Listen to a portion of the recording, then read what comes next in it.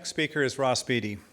Ross Beaty is a geologist and a resource entrepreneur with over 40 years of experience in international minerals and renewable energy industries.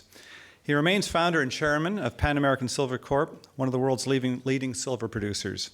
And he's the founder and chairman of Alterra Power Corp, a mid-sized renewable energy company with solar, wind, hydro, and geothermal operations in British Columbia, Ontario, Nevada, and Iceland. Mr. Beaty is also well known as an environmental philanthropist, primarily through the Sitka Foundation. Ross, please come to the stage. Thank you. Thank you very much. So the byline for this talk is why I'm as green as broccoli.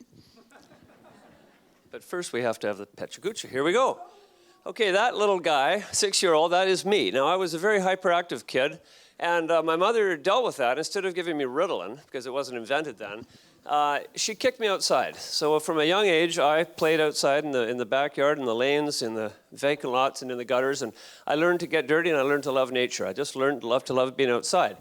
When I was in university, I did a lot of high-risk things. I was a natural risk taker, but I was also trying to get outside every time I could, to climb mountains and ski and camp and hike and canoe and everything else. So it was natural, while I was in university, that I studied geology.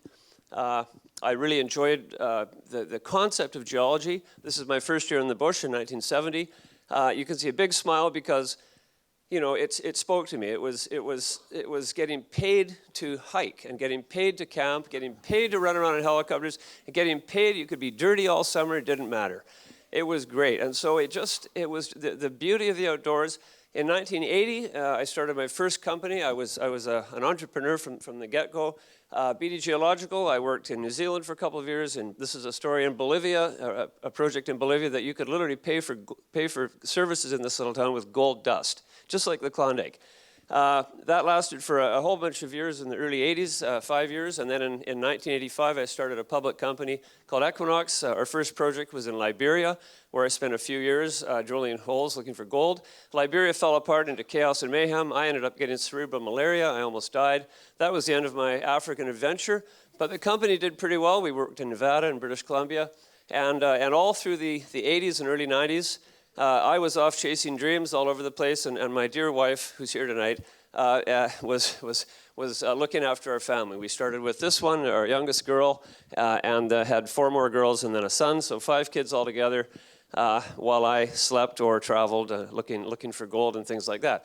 These are the 14 companies I've founded in my career. Some are little, some are big. I've sold 10 of them. I've done very, very well with them. I've been very lucky. I've found a lot of things in the business, but it's been it's been quite a journey in the entrepreneurship world, running these companies, building them. The largest one is a silver company that I started in 1994 called Pan American.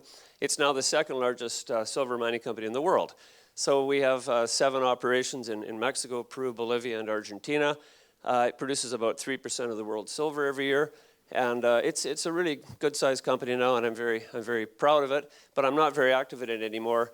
The thing I'm most proud about is the 7,000 people that work with us. They're all almost entirely Latin Americans. We have about 20 out of 7,000 that are Canadians. 110,000 people live around the mines, that feed off the mines, that live off the mines, that we provide hospitals and schools and roads and infrastructure. So that's been a very fulfilling experience. We've also tried to get our kids to go outside and learn the beauty of nature and the love of the outdoors and the environment, and I think we've succeeded. They also love to camp and hike, and we go on lots and lots of trips with them every year, and this is one of them that we did in the mid-90s. In more recent years, I kind of have retired from the minerals business, and I wanted to do something green, build a green company. So in 2008, I started a clean energy company. We focused on geothermal power at first. This is an Icelandic business, which we still own today. We also have a spa that feeds off geothermal heat, or geothermal water. We have wind power as well. We have some solar businesses in Ontario, solar farms. We also have a very large hydro business in BC. So I'm a very strong advocate for clean energy. I love it. It's every megawatt we can produce. We produce about as much electricity as, say, the city of Vancouver uses every day.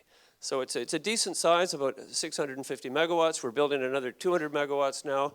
This is a run-of-river project on the far right, the largest in BC, actually. That's 235 megawatts. A very small footprint, though, because it's a run-of-river. We don't have to dam a valley. So I'm very active in this company, and it's been very fulfilling to me, and I just can't make it big enough. You know, every single megawatt that we produce from clean energy is a megawatt we don't have to burn something to produce electricity from. Also in 2008, I formed with my wife a family foundation called the Sitka, and it's all about preservation of nature and protection of the environment, 100%.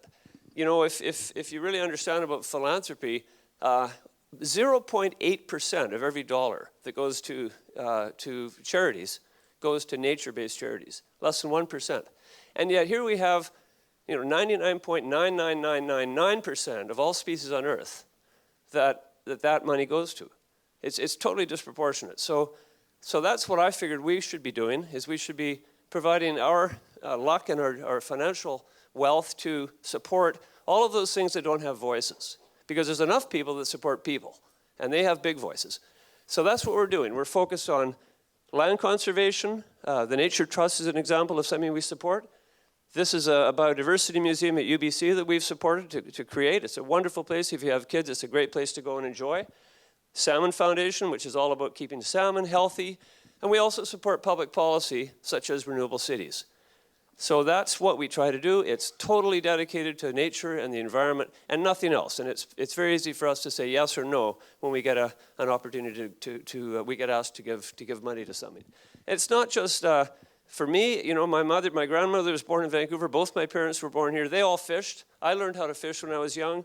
I want my kids to learn how to fish. This is the great renewable resource that's in our water, just near right out in front of Vancouver.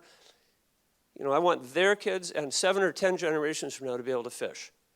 And we can only do that if we look after our environment. Now I'm at the sort of sunset of my career. I'm putting a lot of my time now into fun things like self-propelled travel and adventure back in the woods.